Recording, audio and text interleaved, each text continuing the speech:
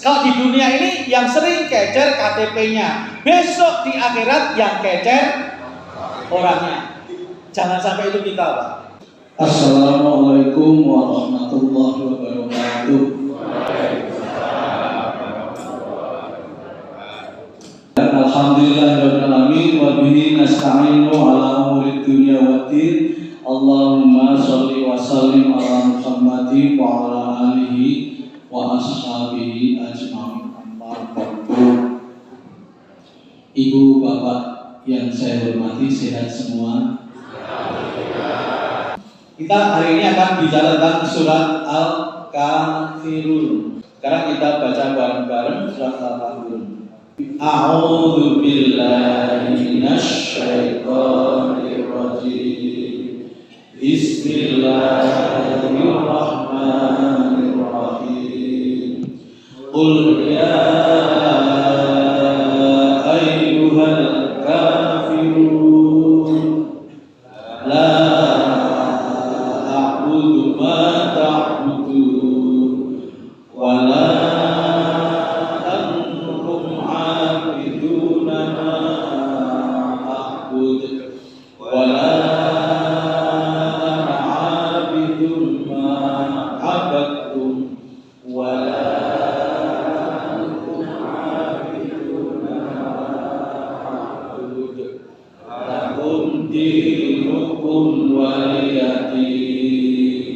Di Al-Kafirun ini banyak bacaan yang harus panjang, Pak.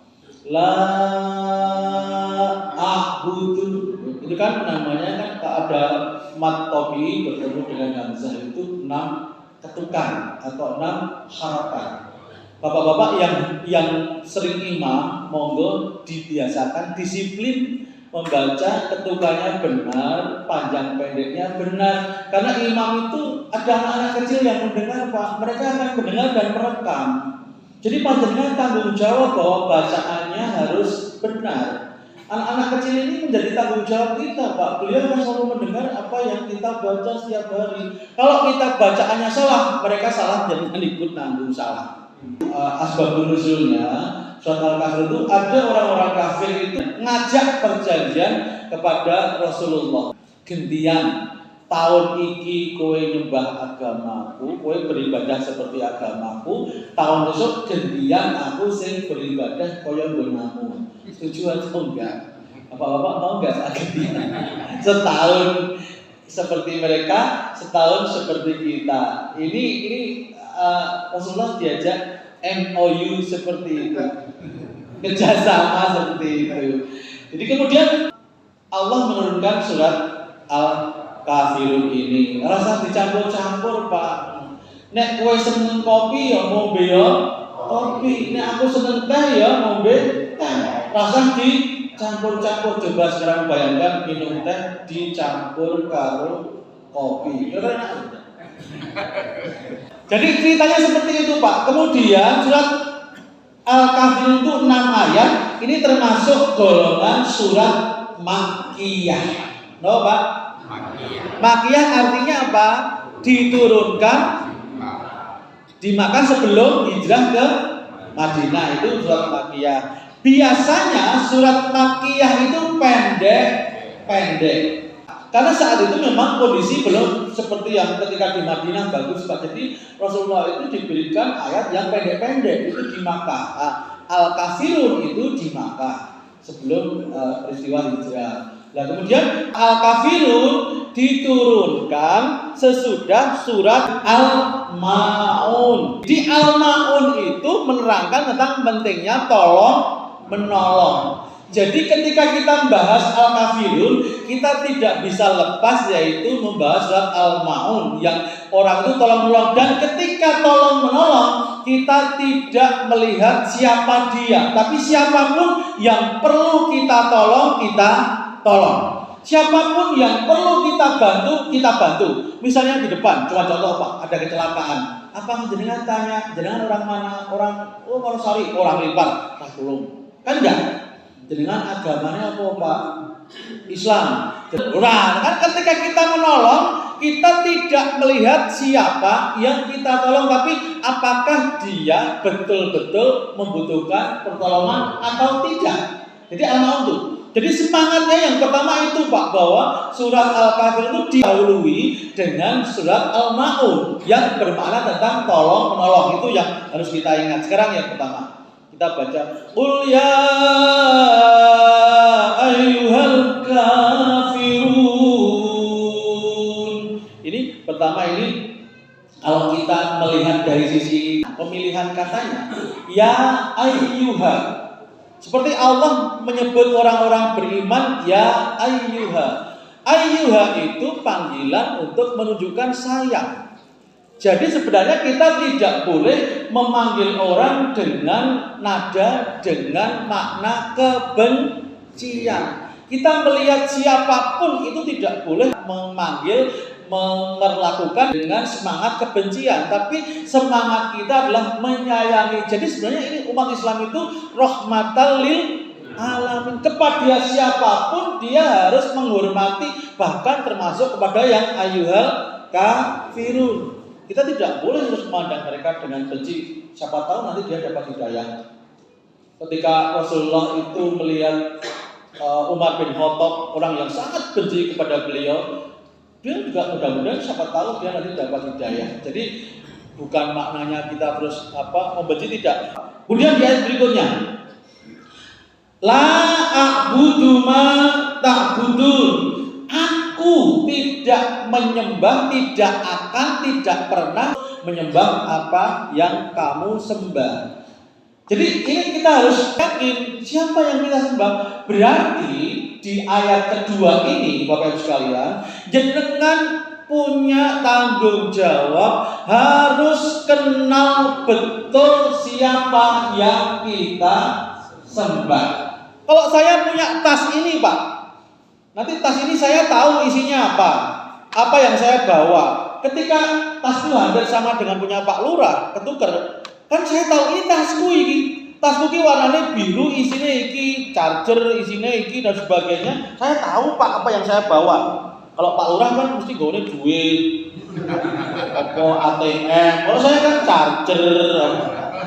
Jadi orang yang berislam, sebelum kita bicara toleransi, kita harus tahu betul siapa yang kita sembah. Jangan sampai ketuker. Kalau jenengan pengen tahu siapa yang kita sembah, coba jenengan baca ayat kursi. Ayat kursi itu apa Pak awalnya? Allahu la ilaha illa huwal hayyul qayyum la ta'khudhuhu sinatun wa la naum. Jenengan tahu maknanya la ta'khudhuhu sinatun wa la naum? Allah itu tidak ngantuk dan tidak tidur. Kalau kita berpikir ketika kita tidak kenal siapa Tuhan kita, kadang-kadang kita apa-apa sepi kok rano sing ngerti. Berarti kita tidak kenal siapa Tuhan kita. Tuhan kita itu tidak ngantuk, tidak tidur, Pak. Kayak mau pengajian ngantuk oke. Foto ngantuk selonjor siji. Ngantuk nes selonjor loro. Enggak apa-apa. Kalau ustaznya saya, silahkan selonjor yang mau selonjor. Mau selonjor ya tetap dapat pahala, tetap dapat snack. Terus ini selonjor, kurang itu snack kan orang. Ketika kita berpikir dalam keadaan sepi, tidak ada yang melihat, tidak ada yang mengawasi, berarti kita tidak kenal siapa Tuhan kita. Ketika kita mengatakan la na'budu ma ta'budun, dialog Nabi Ibrahim dengan penyembah berhala, bapaknya bahkan ya, ketika dia merusak semua berhala, kemudian berhala yang paling gede itu dikasih apa jenenge Pak? Petel itu apa bahasanya? Apa? Nek cara lipar apa? Hah? Waduh. Aku lagi ngerti ya. Si Nabi Ibrahim itu gini, kemudian yang patung yang paling besar itu dikalungi petel ini Pak, padungnya Pak. Kemudian ketika orang-orang marah-marah kok ini mesti kerjaan Nabi Ibrahim ini. Usil tenang kok, mosok Tuhan kita dibully, Tuhan kita dirusak. Kemudian Nabi Ibrahim kok tanya apa itu? Yang paling gede itu yang bawa petel itu, sing bawa wadung kuwi takonono, lho kae. Sing patung paling gede gegek ceke, sing rusak kanca-kancane. Kemudian orang-orang itu mengatakan, "Kamu itu gila ya? Mosok dia patung kan nggak bisa ngapa-ngapain, mosok dia mau bisa rusak teman-temannya. Lagi ini ngerti, dia nggak bisa ngapa-ngapain kok diharap-harapkan disembah. Itu kan namanya kan orang yang ora bisa ngapa-ngapa kok. Saya punya teman yang ora didit kok diharap-harap traktir. Ya namanya kita zon. Jadi begitulah. Kita kenal betul siapa Tuhan kita. Jenengan coba nanti di rumah baca ayat kursi. Itu ada nama-nama Allah. Juga kita juga ada yang namanya Asmaul Husna. Yang hafal berapa aja Pak? Wala antum abiduna ma'abud. Dan kamu kalau masih punya pikiran seperti itu, ya silakan nyembah apa yang kamu sembah. Gak usah ikut-ikutan apa yang kamu sembah. Setelah kamu dapat hidayah, alhamdulillah. Tapi kita tidak kan la ikraha fiddin. Dakwah itu iya. Masalah orang mau atau tidak itu kehendak Allah. Rasulullah kan pernah rodok nyesel gitu loh, karena pamannya sendiri yang bernama Abdul Muthalib itu kan tidak mau syahadat Pak. Rasulullah agak nangis gitu. Jadi inna kala tahdi man ahbabta. Kamu tidak bisa memberi petunjuk siapa yang kamu sukai. Fadzakir innama anta mudzakir lasta alaihim bimusyairin ila man tawalla wa kafar. Kita tidak bisa menentukan Pak orang lain. Jadi ketika kita berdakwah harus dimanapun, tapi tidak boleh memaksa. Kalau dia belum mau ya sudah, kita memberikan penjelasan iya, memberikan contoh. Dakwah yang paling baik bagi umat Islam adalah memberikan contoh Pak. Kita bagaimana berperilaku yang baik. Salah satu orang yang beriman itu apa? Iman itu kan ada maknanya aman. Salah satu ketika kita orang yang beriman itu membuat rasa aman yang di sekitar kita. Orang yang beriman itu tidak suka mengganggu, tidak suka memberikan ketidaknyamanan bagi orang lain. Jadi berdakwah yang paling baik adalah menjadi contoh umat Islam itu sampel umat Islam yang baik. Ada kata-kata para orientalis, orang barat itu mengatakan Islam ki ajarane apik. Ning wonge Islam kuwi blas rada apik. Jadi Islamnya itu baik. Ning sing wong-wong sing memeluk agama Islam ini belum sepenuhnya menggunakan nilai agama. Ya bagaimana cara kita bicara, bagaimana cara kita bersikap. Sebenarnya agama itu kan nasihat. Dalam sebuah hadis Rasulullah menjelaskan agama itu nasihat untuk kita. Nasihat untuk apa? Manusia bersikap yang baik kepada siapa? Lillah, kepada Allah. Kemudian li Rasulillah, kepada Rasulnya. Kemudian termasuk yang terakhir adalah kepada umat Pak.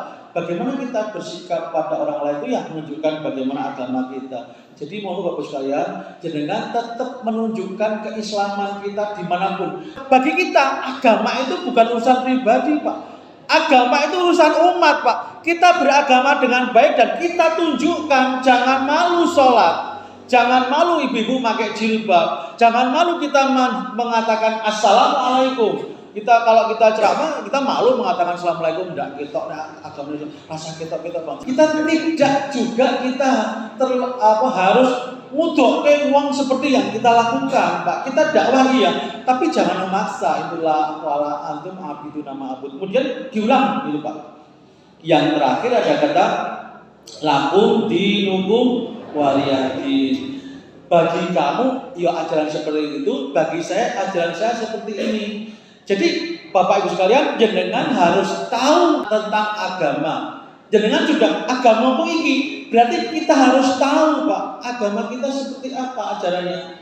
Jadi tadi saya katakan bahwa agama itu adalah sebuah tuntunan, bukan hanya sebuah kata di KTP. Jadi kalau kita punya agama itu jangan sampai dikatakan hanya agama KTP.